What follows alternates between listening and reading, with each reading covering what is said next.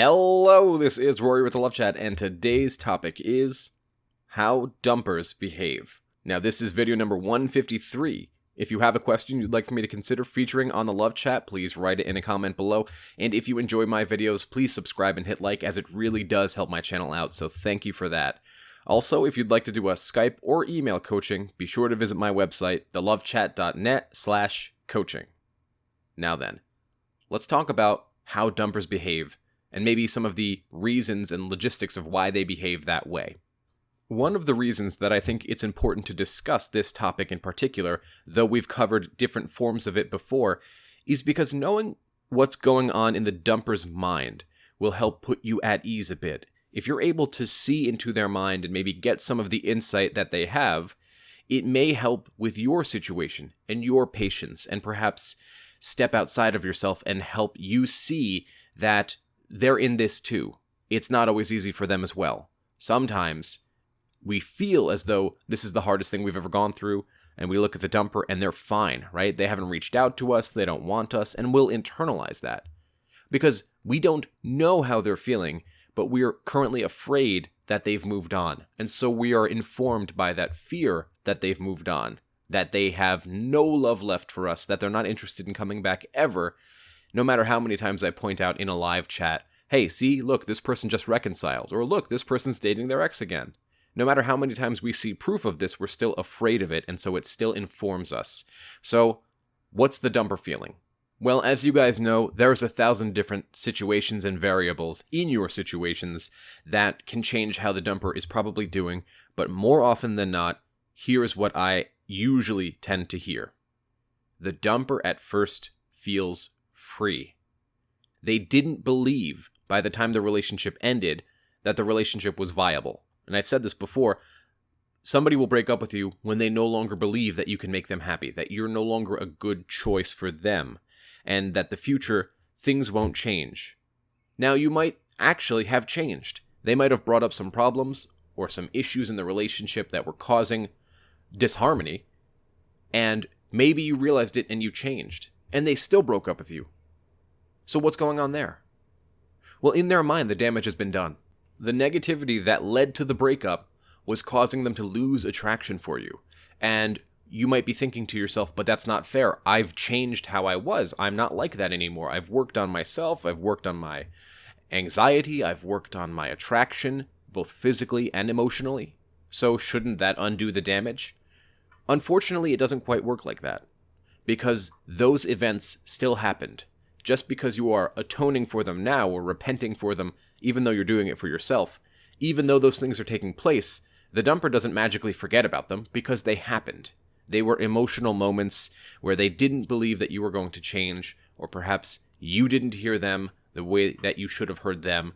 They were trying to communicate something and you weren't picking it up, or their actions were causing you to be worse or more anxious. So, how do we change this? Well, the reality is, if you don't give them the time and the space to figure this out for themselves, and see and value you, in other words, place a value on you, then they never have a chance to be alone and to figure out what's best for them. If they're alone without you, and they miss you, and they're wondering why they miss you because they were feeling so free when they broke up with you, that's when they make a decision. They ask themselves, okay, I broke up with them, I've had a month or two to just be by myself. Has life been treating me better or worse without this person in it? And then they make a decision. Either, yes, life is fine, I don't miss them, and then they move on. Or, no, you know what, let me reach out and see what's going on in their life. Now, it can be hard because some situations involve abuse, some situations involve cheating, and so sometimes the dumper misses you a lot, but they don't want to go back because they know that it's not a healthy relationship for you. I am not and have never been of the mind that everybody should get their ex back. Sometimes the relationship was supposed to end, and sometimes we're supposed to learn the lesson from the relationship, right? Use it to make us better, stronger, more healthy, so that we can go on and have future relationships that are even more healthy. I've said it before, treat breakups like a rehearsal until you get to the final show. Another behavior that dumpers often have is when they reach out to the person they dumped.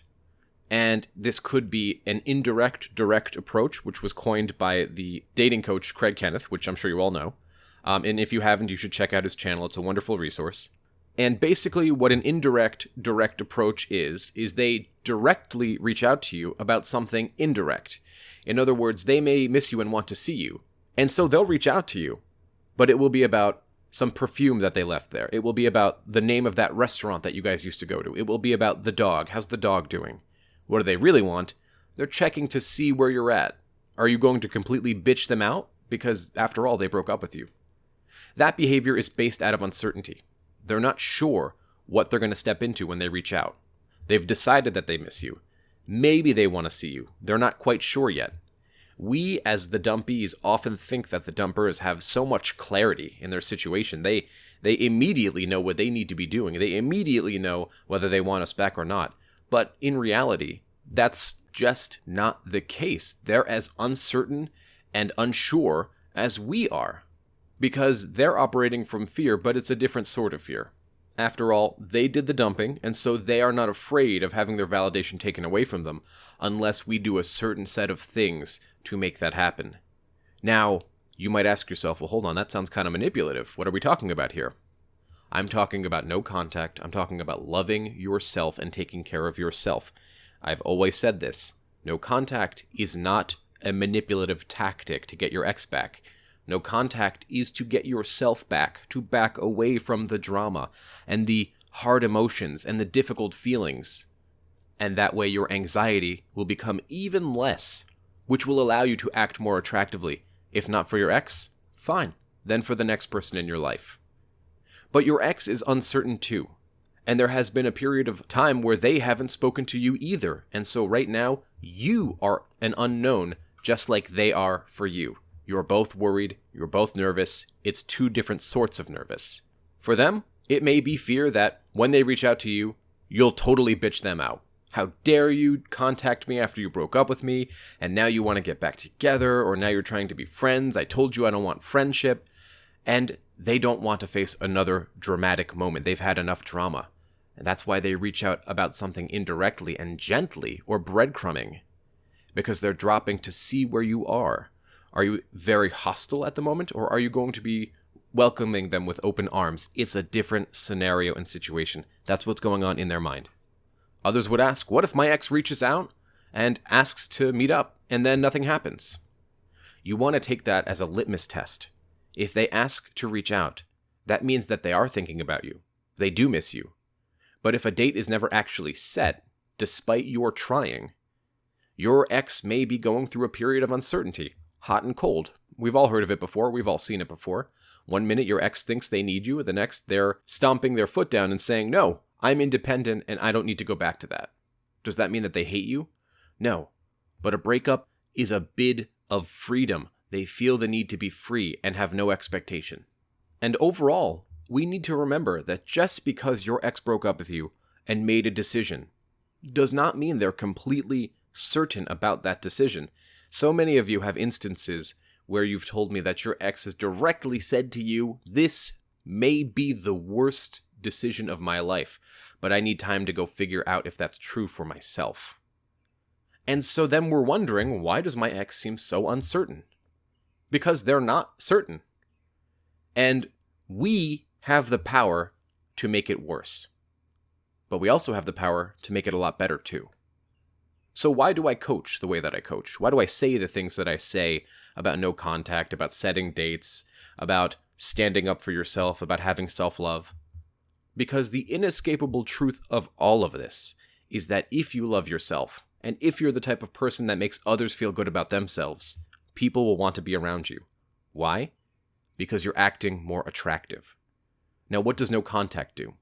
No contact gives them a chance to miss you, but far more importantly, because what's more attractive is you loving yourself, is no contact gives you a chance to back away from the anxiety and fear that was preventing you and paralyzing you from working on yourself. There is no trick, I've said it before and I'll say it 1,000 times until everybody gets it. Until when you search how to get your ex back, one of these videos is the first one, because we forgot how to love ourselves in the pursuit of trying to love others. I believe in relationships. I believe in love. I believe these can be healthy. Companionship is a part of life. We are social creatures. But love will never work if we don't love ourselves first. That's all I have for today. If you found my video helpful, I'd be very grateful if you'd subscribe and hit like. And I never ask this, guys, but share this one. Please leave a comment below and tell me what topics you want me to cover in the future.